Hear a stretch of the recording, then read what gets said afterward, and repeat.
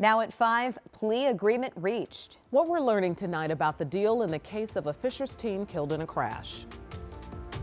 Still ahead, the town of Speedway under a boil water advisory all week, and now small businesses are feeling that pressure. I'm Samantha Johnson. That story still ahead. 20s and some flurries today, and the pattern stays cold and snowy. I'll have your forecast. And cell phones during class. We break down the bill that would ban your kids from their phones during school. Well, tonight, a Fishers teen has agreed to plead guilty in a case where he was the driver and his passenger was killed in a high-speed crash. Thanks for joining us tonight. I'm Felicia Lawrence. And I'm Jenny Runovich, in tonight for Anne Marie. Our Rich Nye is here in studio tonight with new reaction from the family of Mason Alexander. That's the college football player who died in the crash. I tried several ways today to get a copy of this plea agreement, but the Hamilton County prosecutor and the defense attorneys will not release the details at this time. But court records tell us the 18-year-old Trey Williams will plead guilty in the case at a hearing coming up March 11th. Williams was the driver that swerved to avoid another vehicle and lost control of his car on Florida Road near Geist Park. That was on March 1st last year. 18-year-old Mason Alexander was a passenger in the car, which left the road, hit a tree, and burst into flames. Alexander was a star athlete at Hamilton Southeastern High School and had just started his college football career at the University of Pittsburgh. Williams is charged with reckless homicide, reckless driving causing bodily injury, and false government identification. Now, I talked to Alexander's uncle this afternoon. Ravi Murray has seen the plea deal. He says Williams will plead guilty to reckless homicide and will receive about a 3-year sentence. We feel that there has been an effort to suppress a lot of information, possibly to lessen the sentence on this young man. There's a lot of glaring questions that we still have. It's a reluctant acceptance. Murray says that his family still wants to know exactly how fast the car was going when it crashed and what happened to the blood test results for Williams. Again, 13 News has not seen that plea agreement document. I'm going to keep working to try to confirm exactly what charges Williams is going to plead guilty to and what parameters may be set in that plea agreement in terms of the sentence. Okay. All right. A tough acceptance, as you just said, for that family. Right. Thank you. And tonight we're hearing from the FBI in Cincinnati on their investigation into Haley Busby's death. That agency is now taking the lead on this case. The 17-year-old girl, as you know, disappeared earlier last month. Police believe she was killed soon after at a short-term rental property in Hocking County, Ohio. Recently, investigators confirmed they believe they found her remains. Now the FBI says this case involves multiple jurisdictions and there's no timeline for new info. They released a statement, though, saying in part, "We ask for continued patience as the investigators work to gather information, process evidence, and advance the case. The goal is to protect the integrity of the investigation and ensure a just outcome." 39-year-old Tyler Thomas, who you see here, is accused in her disappearance. Investigators say he admitted to picking her up from her home and burying her remains. His next court date is next Tuesday.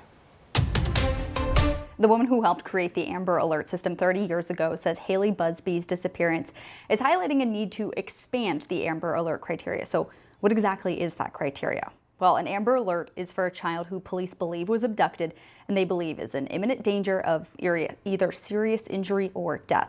They also have to have enough descriptive information about the victim and the abduction to send out that alert. So those are the guidelines really nationwide, but Carolyn Alvey, who helped create the Amber Alert, says some states have more flexibility to issue alerts than others. For example, Texas law allows police to issue one even if the criteria isn't fully verified. Alvey is calling on Indiana and other states to loosen their restrictions and give police some more options. She says it's all because technology has changed so much since Amber Alerts were created 30 years ago, and more kids are at risk with the internet. All right, thank you, Jenna. We're going to keep track of any new developments in this case, including any updates we get from the FBI. And remember, you can follow along on air and online at WTHR.com. Other news tonight, a plea deal today for one of 6 people arrested in the shooting death of a 15-year-old. Latonje Phillips was killed at the Latitude Apartments in August of 2024 in Muncie. Kayshawn English was 16 at the time. Now he's agreed to plead guilty to conspiracy to commit robbery resulting in serious bodily injury. The murder charge was dropped. He'll be sentenced in May. English also now has to testify against the other 5 people charged in this case. And tonight, a boil water advisory is in effect in Speedway, and it's been that way since Monday. Water mains popped in the frigid cold with the frozen ground putting pressure on those pipes. Tonight, our Samantha Johnson shows us the progress to get them fixed and the small businesses now feeling the heat. If you scroll through social media, there are all kinds of small businesses posting about changing the way they do business because of this boil water advisory. Founders Grounds Coffee Company here behind me is one of them. They had to close their doors completely on Monday. We have a signature blend that people love. The community around, they all come for it. So to not have it is a big deal. The founders team relying on bagged ice and water bottles to get by. And they're not alone. Across town, the restaurant at Borage also closed. For them, no water means no business. It's been empty here for days. Which unfortunately has affected quite a few of our employees and also just sort of thrown us as a business in danger. Town leaders say the pipes aren't to blame. It's the frozen ground, cold for way too long. The town issuing the boil advisory for its water out of precaution. It's chlorinated, so that chlorine will destroy any bacteria or microbial matter. We're really doing this as a caution to make sure people don't get sick. The water is being tested right now, although those tests do take time. Town officials say the goal is to have everything back to normal by the end of the week. In Speedway, Samantha Johnson, 13 News. Also want to let you know, tomorrow cases of bottled water will be available at the Speedway Municipal Center at no cost, and that's while supplies last. Angela? And Jenny, it's still cold. Teens and 20s. We have clouds. We have a few peaks of sunshine. It's 20 in Carmel, 19 at Morse Reservoir, and we've dropped to 19 in Bainbridge and Connorsville as well. Evening temperatures in the teens overnight, high single digits, low teens. That's how we'll start Thursday. 13 at 7 a.m., midday 21, highs very similar to today in the mid-20s. A couple of snow showers tomorrow, and then a bigger weather system as we head into the day on Friday could produce a couple of inches of snow. We'll talk about that weather impact in a few minutes. Thanks, Angela. And how will February measure up weather-wise? We look at the outlook for the month during Outside the Forecast on our streaming app, WTHR+. All right, so here's a question for you. How much access should your kids have to cell phones during school? That's being considered right now by Indiana lawmakers. 13 News State House reporter Emily Longnecker is here with the ongoing discussion surrounding this issue. Well, this bill dealing with cell phone bans in schools already passed out of the Senate, and the House is looking at it right now. Currently, the law is that cell phones are not allowed during class time. This bill would expand that to put a ban on cell phone use for the entire day. Right now, Senate Bill 78 doesn't specify how schools would implement a total ban if it becomes law. The bill's author, Senator Jeff Rotz, explained why Wednesday. I did that purposely to give you all opportunity to implement in the precise way that you wish, as long as it fits the tenets of the bill. One thing Rotz said the Senate didn't work out was how the policy would apply to smartwatches. The bill requires every school corporation to adopt and enforce a cell phone ban policy that lasts the entire school day. That policy would mean students either don't bring a device to school at all, or if they do, it would be stored away all day. Also under the bill, if a teacher wanted a student to use a wireless device during class, the device would have to belong to the school. Several parents testified about why they supported the bill. I know kids are posting TikToks and checking their phones during class. It's a complete distraction, even when that's all it is. But it is also perpetuating bullying and keeping kids from connecting one-on-one.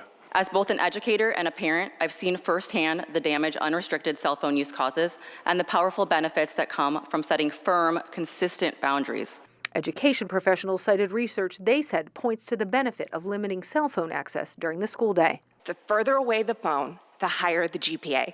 It's a finding from psychologist Angela Duckworth, who explains that physical distance from your phone creates psychological distance from temptation. It is not as much the texting back and forth or making phone calls. It is the back and forth that is occurring with social media. Senate Bill 78 does have some exceptions to the no-use rule, allowing a student access to their phone during the day for a health condition if they have an order from a doctor.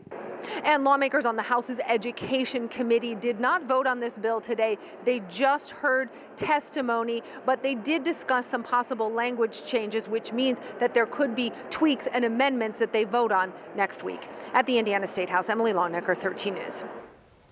Noblesville schools just announced plans to lay off staff, and it's because of a multi-million-dollar budget deficit for 2026. The district's $25 million a year referendum also expires at the end of this year. So now they're trying to save more than $3 million in annual expenses. They say staffing cuts will help. It is not clear how many people will be let go, but the layoffs are set to start in the next few weeks. A local girls' high school basketball star will be heading to Phoenix next month. Yeah, she's going to be representing Central Indiana in this year's McDonald's All-American game. Our Eli Gain introduces us to Lola Lampley. This week, Lawrence Central standout Lola Lampley was named to the McDonald's All-American roster. She's one of 24 to make that roster and the only one from the state of Indiana. She's also Indiana's first McDonald's All-American since Ashlyn Shade in 2023. The game will take place in Phoenix on March 31st. Lampley has led the Bears to an 18-4 record this season as they await their first sectional tournament game Friday night. She's averaging career highs in both points and rebounds, is ranked among the top players nationally, and committed to LSU earlier this season. And here's a fun fact. Back in 5th grade, Lola wrote down a list of goals she wanted to achieve. One of them, becoming a McDonald's All-American. And this week, that goal became a reality.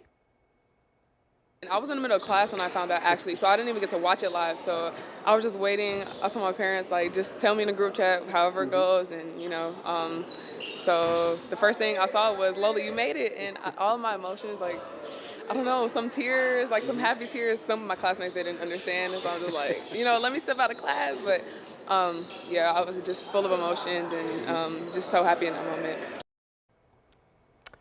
Lampley is, of course, coached by her mom, Janin, a former basketball standout at Purdue in the 1990s. Basketball is deep in the Lampley family DNA, and the name on the back of the jersey isn't going away anytime soon. I'll have much more on the Lampley family and their basketball roots Thursday, right here on Channel 13.